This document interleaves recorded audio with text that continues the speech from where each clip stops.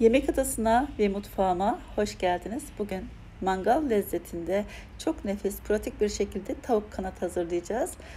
Yapımını buyurun görelim. Malzemeleri de gördünüz.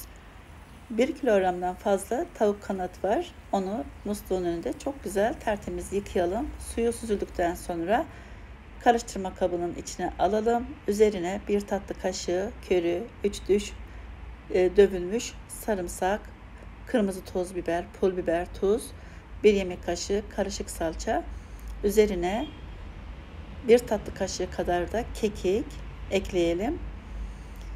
2 yemek kaşığı kadar da zeytinyağı ekleyelim.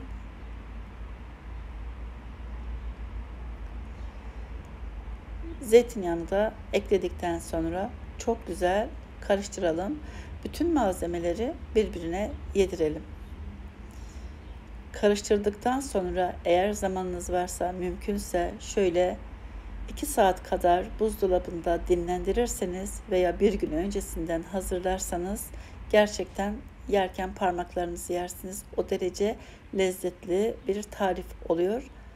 Ama zamanınız yoksa da mümkünse en az yarım saat öncesinde hazırlarsanız bu şekilde dinlendirirseniz iyi olur. Tavuklar dinlendi. Şimdi yağlı kağıt sermiş olduğum fırın tepsisine diziyorum. Baharat olarak sevdiğiniz baharatları kullanabilirsiniz ama 2-3 diş sarımsak mutlaka içine rendeleyip veya dövebilirsiniz. Çünkü çok lezzet veriyor. Fırın tepsisine düzgünce yerleştirdikten sonra ben 2 adet de patatesi kabuklarını çıkardım. Güzelce yıkadıktan sonra elma dilimi şeklinde doğradım. Şimdi onu da güzelce şöyle çok hafif tuzlayıp biraz kekik, biraz çok az da zeytinyağı damlatarak güzelce karıştıralım. Onu da fırın tepsisinin boş olan bölümlerine yerleştirebilirsiniz. O da çok yakışıyor.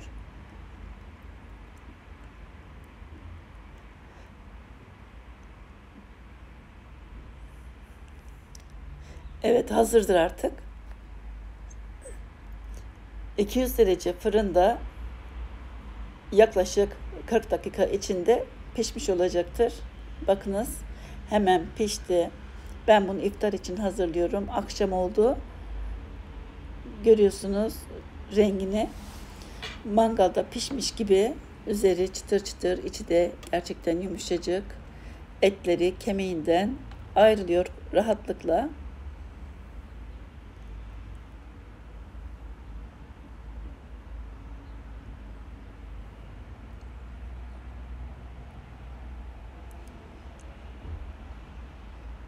Görüyorsunuz.